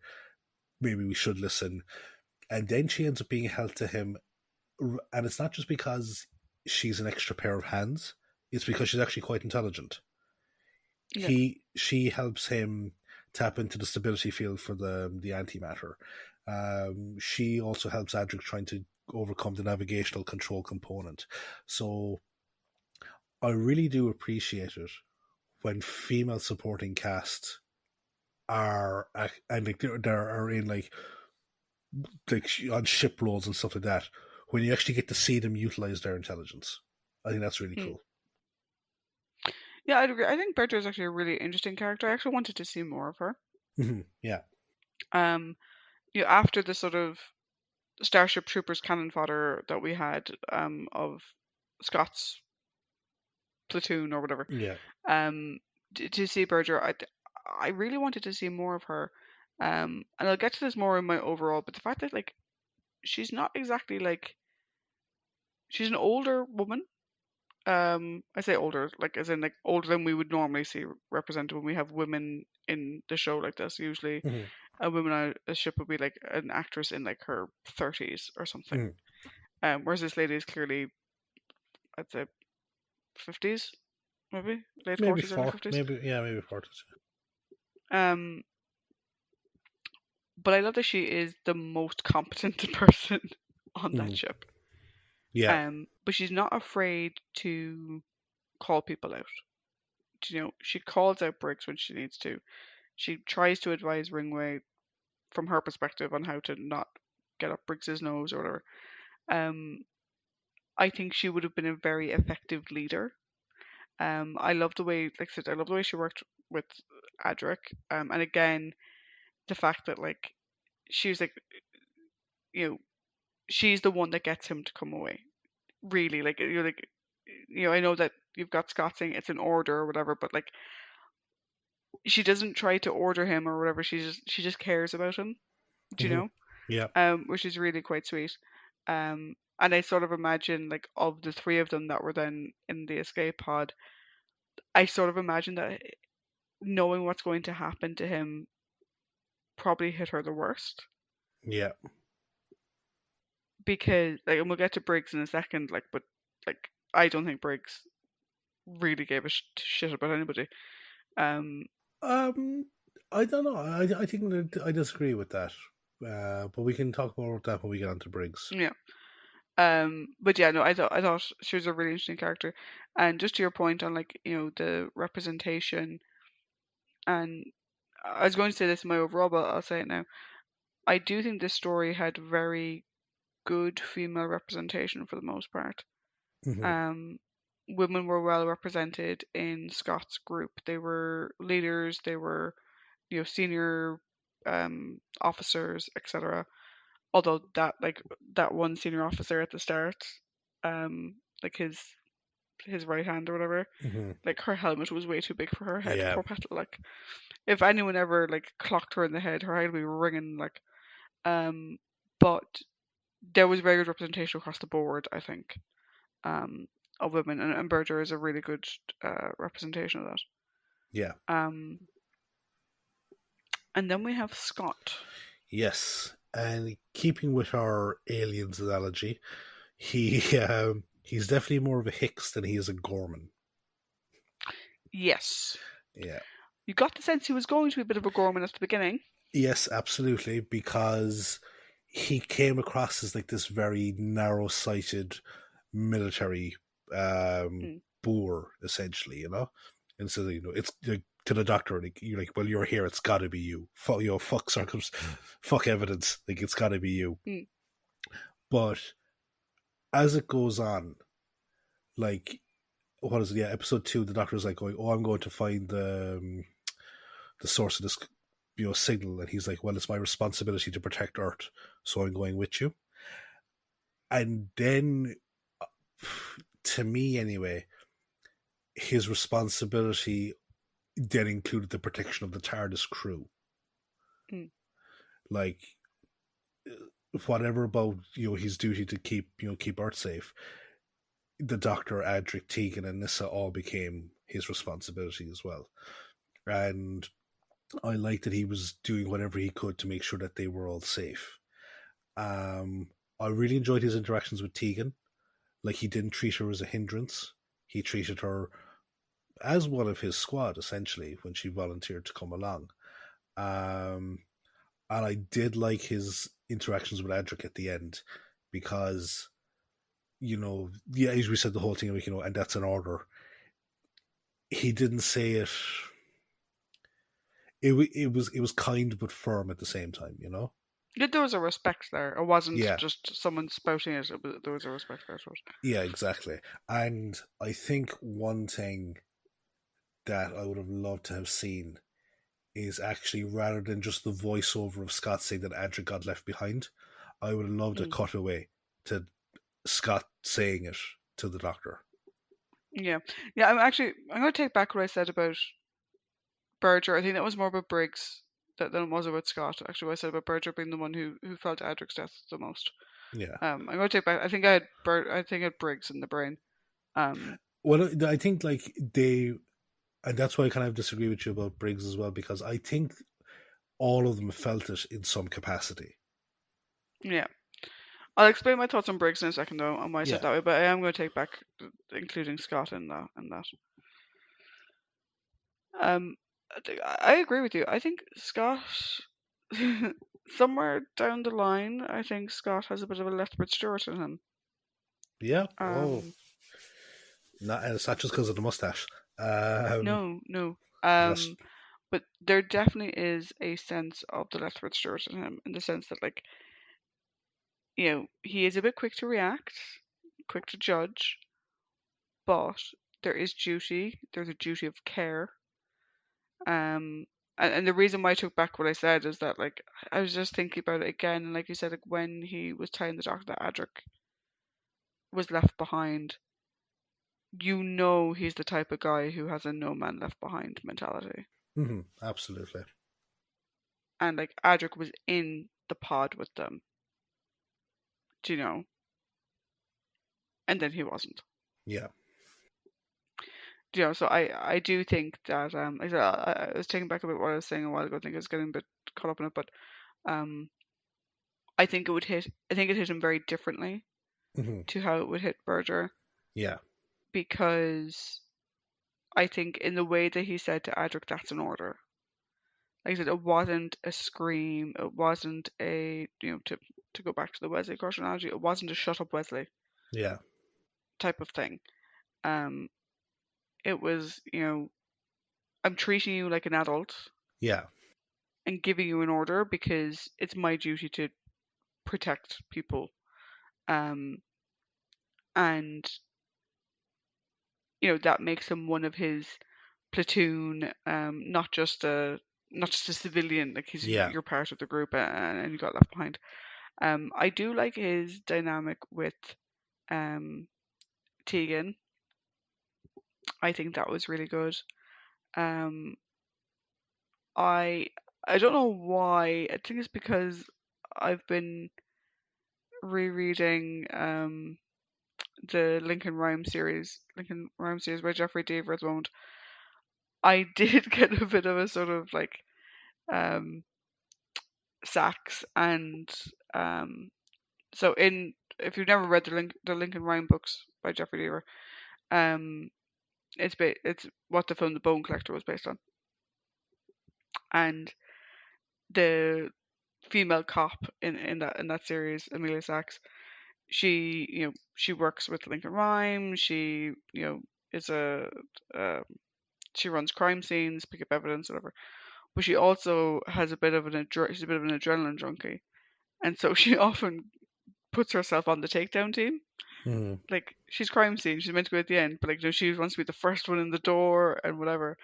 Um, but she has a really good rapport with the head of the emergency services unit, Bo Howman in the series. And I did sort of get this sense of Sax and Howman with Tegan and Scott. And a lot of people listening to this may not get that reference, but if you ever have read a Jeffrey Deaver book, I think you'll get it. Is Howman in the movie? Because I've seen the Bone Collector. I No, actually because really. he didn't come in until I don't think he was in. I'm trying to remember. I don't think he was in. He wasn't in the movie anyway. Definitely not. Um, I can't remember if he was in the Bone Collector book or if he came in the next book. But basically he's the head of like basically um, you know, the New York's version of a SWAT team. Okay. Basically. And so he lets Sax be on the entry team, and she gets to take point, and like she's treated as one of the group and stuff. I sort of see that like Scott kind of the same thing with Tegan, um, which is Because good. I The thing that I didn't get full confirmation on, what the fuck happened to the three of them?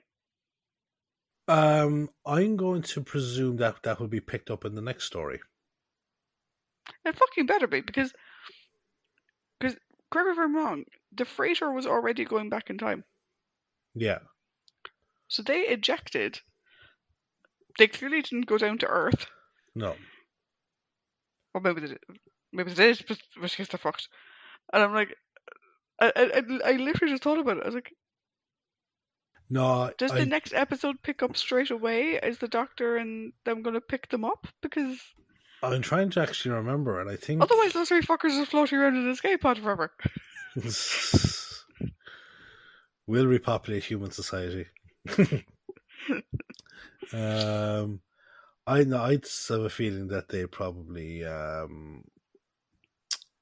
oh Christ, pick them up and drop them back to their own fucking time again. They'd Yeah. have to, because otherwise that's a massive fuck you to them. Yeah, it's like, he escaped, hurrah, bye. But yeah, we're going to Briggs. Just 1 second. Oh yeah, I just went onto their wiki page and it just says they were presumably dropped back to their own time. Meaning they're still floating. Yeah. Okay then. Briggs, yes, stop that man from pissing on the edge. She is a weird hodgepodge of characters, and again because they tried to base her off, they tried to base the character off Ripley from Alien.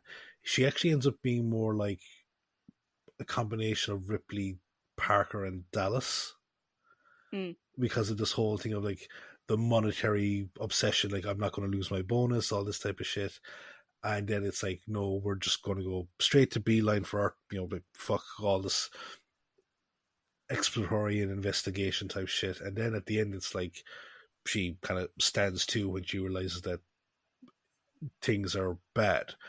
And I don't think it's until she actually realizes that the cargo is essentially Cybermen, just how wrong she's been. And she is then all on board with trying to rectify the mistakes of her past. And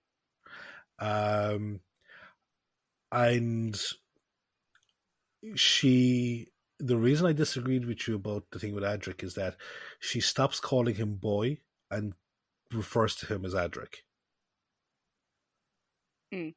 And I don't think she probably has.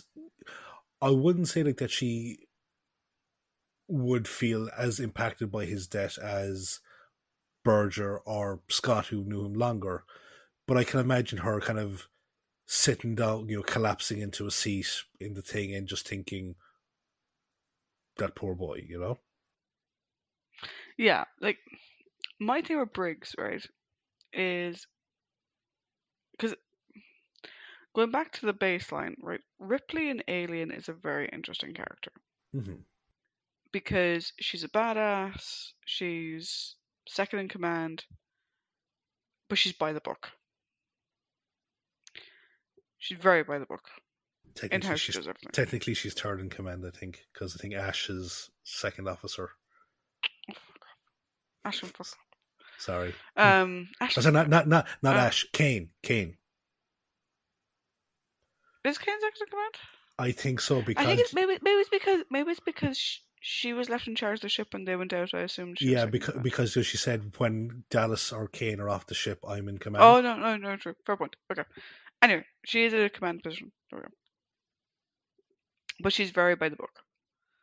To the point where for a lot of the film, up until the chest pressure sequence, she has a bit of a stick up her ass. Mm-hmm. And then obviously everything goes to shit, and then she's a badass and she's amazing. Briggs, though, I don't think we've said it somewhere. That was terrible casting. No offense to your one. Yeah. She did not work either as a Ripley-inspired character or just in the character that she was given. She clearly was uncomfortable in the role, and that was very obvious. But like Briggs being focused on the Prophet, like I I didn't really see the Ripley component there anywhere, other than the woman in charge of a ship that has a portion share of whatever like they're carrying or whatever. Um, because like Ripley would never have continued to Earth at all. You know, she could like she just wouldn't have. You know, she would have tried to blow the ship, she would have done whatever. With the idea of I'll go to Earth and they'll sort it, like it's so like Briggs for most of this is laid back and casual to the point where like I agree with Ringway, she fucking does my nut at the start of it. But also she is so self-centered. Mm-hmm. You know, it's about I do my job, we finish this up, I get my bonus. And the reason why I made the comment I made about her not being as affected or even affected at all by Edric's death, again, I think it's perhaps being overly bitchy about implied she shouldn't be affected at all. Because I agree with you, like she does go from calling him boy to calling him lad. You know, come on lad, or whatever. Mm. She's the first to get in the fucking escape pod. Yeah. She runs over on her own and gets in the escape pod. And at that point, I was like, no. Just no. Ellen Ripley, you are not. Ripley went back for the fucking cat. Mm-hmm. And I was just at that moment, I was like, no. Do I think Adric's death was her fault? No, of course it wasn't. No. However, it very easily could have been. Because she did not, once she stepped in there and she realized that he wasn't coming, like, Scott walked back over to him. Mm-hmm. Berger was trying to pull him away. She just stood in the escape pod and she had no intention of fucking leaving it. Mm-hmm. At the end of the day, the only person she really cares about is herself. Yeah. And yeah, once she realized she was carting 16,000 Cybermen back to Earth, she was like, oh shit, I can't take them back to Earth. But like, at that point, what else could she do but go along with everyone else? Do you know what I mean? Because she's not a fucking moron. But everything she did for her own benefit. Like, I can actually see, like, the other two trying to get Adric to come away and the countdown is going or whatever, and the door to the escape pod is starting to close, and she just fucks off without them. Any captain who gets in the escape pod first, when there's a 16-year-old trying to save the ship, no. I didn't peg that she was the first one into the escape pod. Yeah. For the love of God, ma'am, there are 2 seats. I like to put my feet up. So Cool, and then we're on to our villains. So we have Ringway, and then we have the Cybermen themselves. So Ringway is, as I said, I liked the little trifecta he was a part of. Is he the bad guy or is he the traitor? Is he not the traitor? Oh, he's the traitor. And after that, he becomes less interesting because his motivation is never explained. I agree. I found him really interesting at the start because he sort of came across as like the young officer who's trying to. Like, he's more Ripley Mm-hmm. than Briggs is. Yep. And then we're like, what did it take for you to betray your people? And the doctor said, well, clearly it wasn't gold, as was the case in Revenge of the Cybermen. Mm-hmm. But we never find out what the fuck it was. Oh, and also obligatory, fuck that guy from Revenge of the Cybermen. Yes. But we never find out what it was. Ever. I was like, was it that he loves order and structure so much he wanted to be a Cyberman? Is that the reason why? We don't fucking know. Nope, we do not. So he was very interesting up until the moment he was revealed to be the traitor, and then it went downhill. Yeah. Um, Cybermen. Yes. I think that the more the Cybermen get upgraded, the less impressive they look to me. Yes.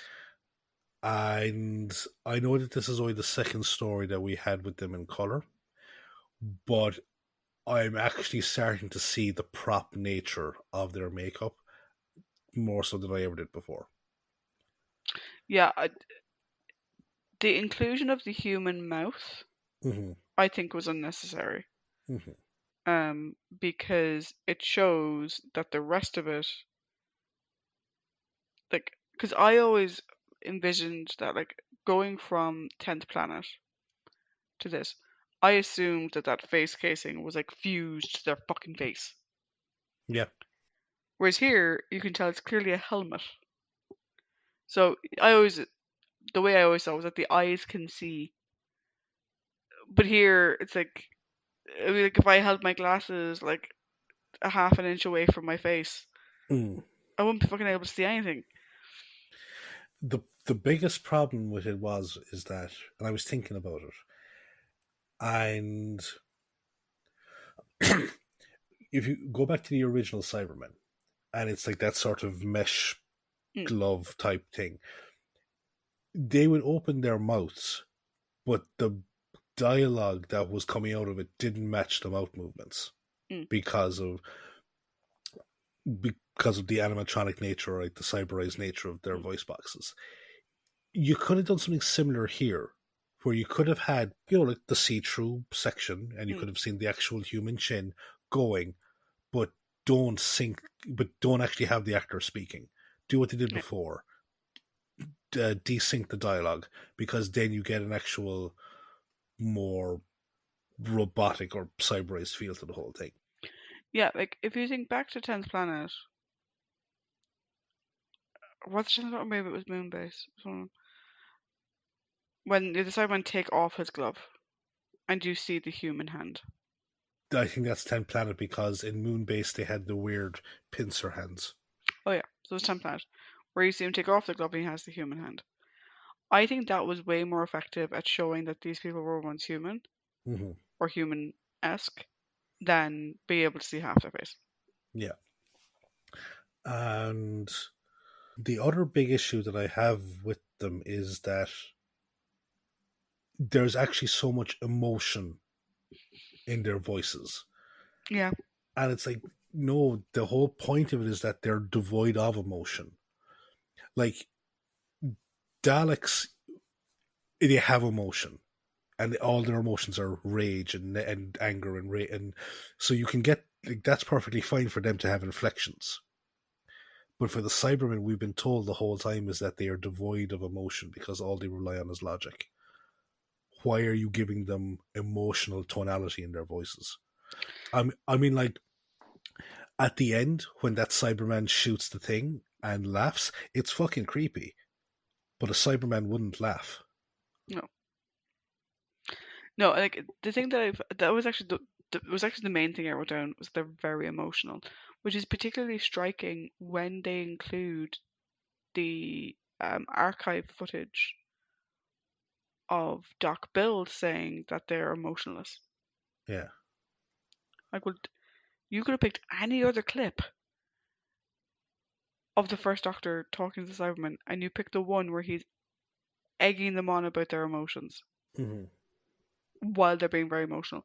But also the way they spoke to each other, like the cyber leader was clearly driven by emotion. His subordinate was also like anxious as fuck. Um, like there was no logic in the subordinate. Do you know what I mean? Which I think of all of the ones, even Revenge of the Cybermen, which was not great. I think these are my least favorite Cybermen that we've seen. Yeah, no, they are, because, as I said, this is the first time I see the prop.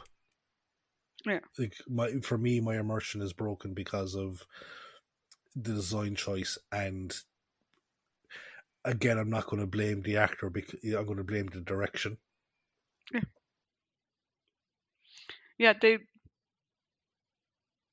weren't Cybermen. No. Also, I think there was a bit more. Well, I might level a small bit of blame at the actors. They're they were very stage performy. Yeah. Also, there wasn't enough modulation on their voices. Yeah. They sounded too human. Mhm. Even if you had them be emotionless, they still sounded too human. It almost got to the extent where they sounded like Tom Hardy as Bane. Yeah, because what I find interesting is that, and I don't know if I picked up on this wrong. The way it's presented is almost as if this cyber leader has been the same cyber leader that the Doctor saw before. Because like it said, like he recognizes the TARDIS, Yeah, and I'm like, unless this particular cyber leader is obsessed with the Doctor and has gone through like the person that defeated everyone, then it's like. But again, like the timeline for the Cybermen is all weirdly fucking all over the place, you know.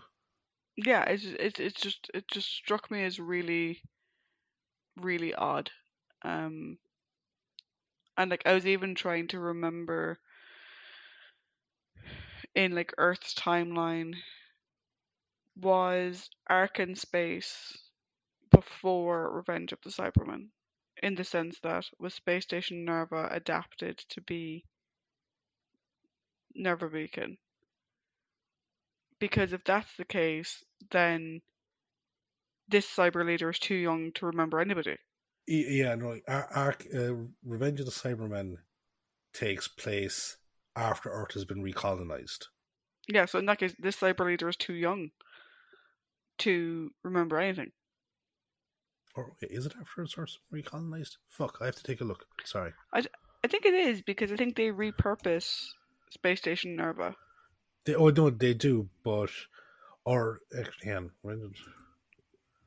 um, actually, another thing is, uh, Regardless, I still think that he's too young. Like as a cyber leader, he's too yeah, young to we'll see. remember the other shit.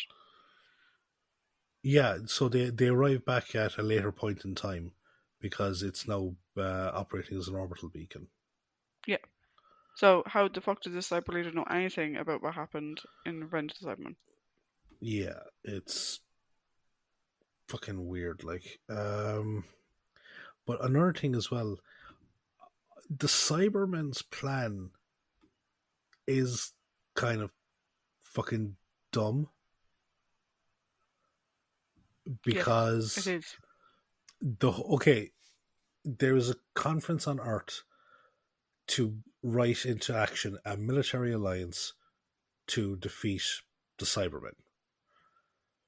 All that's going to be there is dignitaries for the other planets and Earth's surface based defense forces. Okay? Mm. You slam the ship into it, you're just getting rid of Earth's surface based defense forces and those dignitaries. If anything, you're solidifying the need for the military alliance between all these planets. It would have been better for the Earth freighter to always do like a fucking in the pale moonlight on it, launch a war between the various different planets, and by a rogue element of Earth that didn't fucking trust outsiders in the war against the Cybermen, and have them fight all amongst themselves, and then you pick off the winner, or you pick up the Yeah, scraps. yeah. It was a stupid plan. Hmm. Um, I think it's a poorly structured story, to be honest. Um, anything else about them before we go widdly woo and then have our overall? Um, no, except now I think we need to explain Widdly Woo because that doesn't Okay. appear on. Yeah. So, fair point. Our lovely listeners, when you listen to the episode, between the different segments, there's like a TARDIS wheezing sound. Obviously, when me and Paddy are recording, we don't have that. We just record in one stretch. And so what we tend to do when we're both sort of finished and ready to go on to the next piece is we, we We tend to do sort of like do a weird recreation of the sound. But it's well. going Like doodly-doo, doodly-doo. it's actually we do the Wayne's World. Let's do the Scooby Yeah, Doo and yeah, yeah, yeah, it's that, yeah. So yeah, yeah. so let's do the Widdly Woos and then we're going to our conclusion. Fair Why do you enough. make me explain my stupid shit? Because it's funny. Because you'll make me explain stupid shit at various points. True.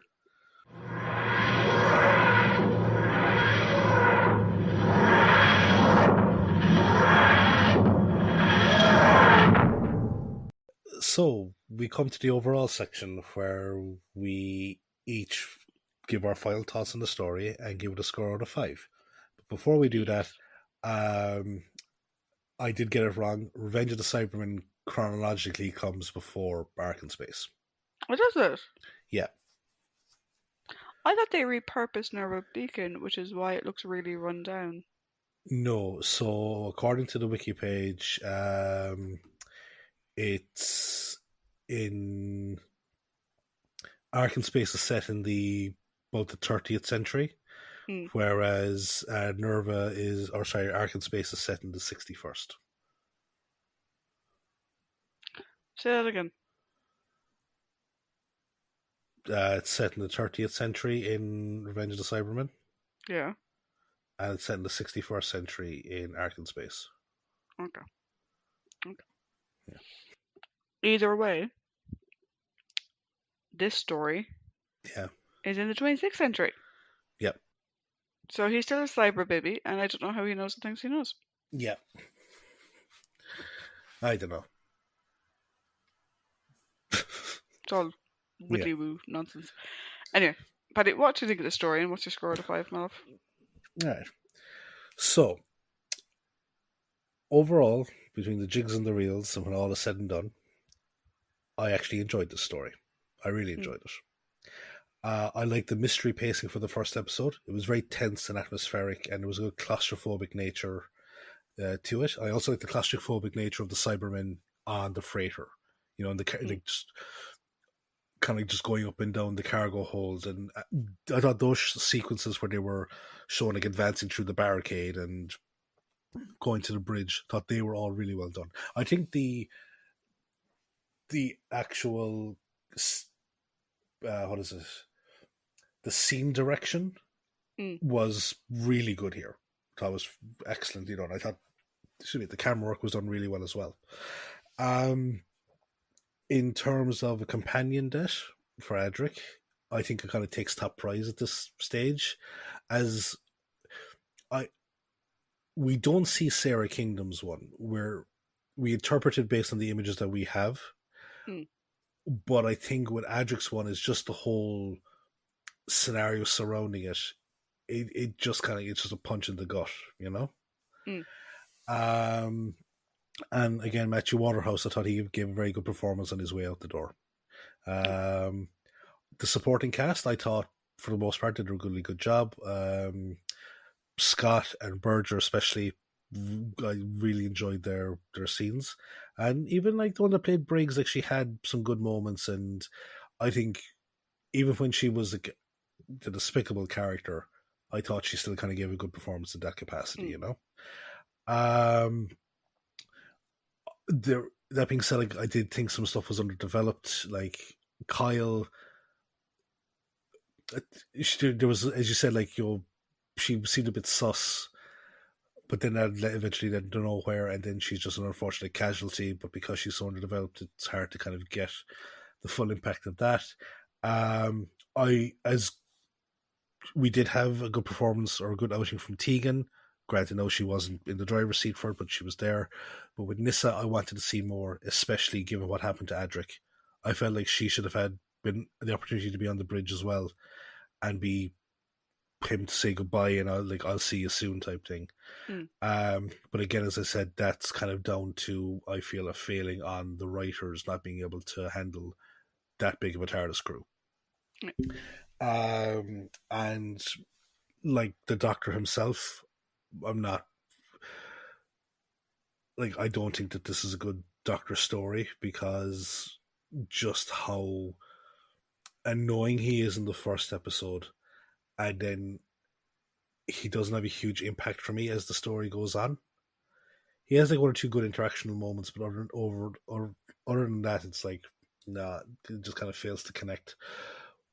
But that being said, the positives for me outweigh the negatives, so I'm giving this a 4 out of 5. Okay, that's not bad. Not bad at all. Um, that brings your season average to 2.79, by the way. All right. Yeah. So for me, there's a couple of things in the story that I liked. Um, it's one of the first thoughts I had was it's very cinematic. Hmm. Which my understanding is that that was on purpose. This feels like you're watching a film, Yeah. which is great. Um, the second thought I had was, oh look, it's non 20 something women in space wearing leather. Vicky would love it. Mm-hmm. Um, I think as a story, it's interesting. I think the mystery is interesting. I think the traitor reveal is interesting. Um, I think Tegan has some good moments of representation. Nissa does, but again, they're really early on and they don't get to stick around for long. And Adric's death, I think it's the most poignant in the sense that we've known him for longer.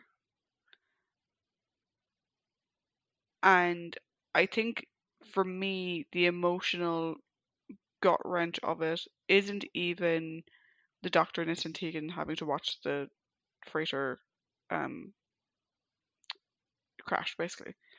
Mm-hmm. It comes from knowing that Adric knows he's going to die. Yeah.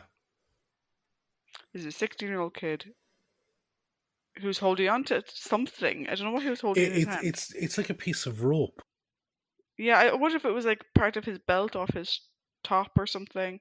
possibly. Um, and dying alone. I was about to He's say dying it's a alone. very. I was about to say it's almost like a Rogue One ending, except for the fact that Jin and Cassian weren't alone. Yeah, wait, but that's the tragedy of it. Like, not only is Yeah. it like this young kid, but he dies alone. And I think back to, I mean, if you think about it, our other companion deaths were essentially all in one fucking go. Story, like, yeah. Um, I mean, Katarina's was horrendous. Mm-hmm. Um, Sarah Kingdoms will always for me be the worst in the sense of like trying to imagine myself going through it. Mm-hmm. I think it's because we didn't actually get to see it. To know that like my imagination Yeah, your has filled mind, it in. yeah, plays with it. Yeah. And then as always, justice for Brett. Yeah. But I think in terms of like an emotional connection, I'd say this one probably resonated a lot more with fans. Um, and I'm really curious to see the fallout of it next week. Um, particularly for Nissa and Tegan, because at the moment the Doctor couldn't give a shit what he thinks about anything. Which leads me to the negative sides of it, which are I think the Cyberman's plan made no sense. I I didn't like Briggs. I thought she was really badly cast, and I didn't connect with her at all as a character. And I thought the Doctor was an asshole. So for me, like there were moments where it was a 4. Mm-hmm. There were moments where it was a 4.5, to be honest. Yeah. No. But I would say those were more, there were scenes for me that were a 4, and there were scenes that were a 4.5. Mm. Um, again, like Adric's death scene, 4.5. So bad. But overall, I'm going to give it a 3.5 Okay. because for me, the negatives do not outweigh the positives enough for it to cross over that 4 threshold.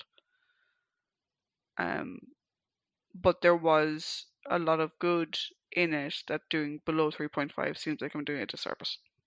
Mm-hmm. So 3.5 is the happy medium there for me. So this is one of those ones like that you'd probably skim watch for your scenes. Yeah, exactly. That's exactly it. I'd skim watch it. I'd you know, I'm not rushing out to buy the novelization tomorrow. Yeah. That way, so. And that brings my average for the season to 2.92. So I'm still slightly higher than you on average. Mm. But overall for the season, we're still riding at 2.85. So it is still very low, and we only have one story left to go. So it's going to be interesting to see if this season will rate higher than last season or season 17. Are we going to get back up over the 3 mark? Because the last 3 seasons have all been below a 3 on average for the two of us. Mm-hmm. So I'm curious to see if next week, with fewer characters to worry about, if they can, bring that quality back up so that the season as a whole ends on a 3 or higher. Mm-hmm. And because I'm curious now, I'm going to do a little bit of mathematical jiggery pokery. Yeah, we'd have to both give it a 4, or like the average between the two of us would have to be a 4 for the overall average to go past 3 next week. And even if you gave it a 4, your personal average wouldn't exceed 3. You'd have to give it 4.25 or higher. So a lot of pressure on Time Flight. We shall see. But actually, I misspoke because that's not going to be next week, is it? No, next week we have our rambling for Adric. Yes, we do. Where we will look back at Adric's character and we will talk about his highlights and his lowlights and his best and worst episodes. Which, given how long it's taken us to get through Adric's tenure on the show because of personal life and Christmas and everything else, I'm going to have to go back and listen to our Adric segments, I think. Mm-hmm. Yeah, but that is next week Trisha's problem.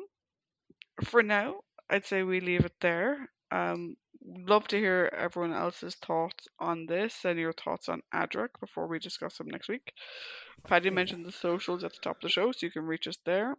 And yeah, we will talk to you next time.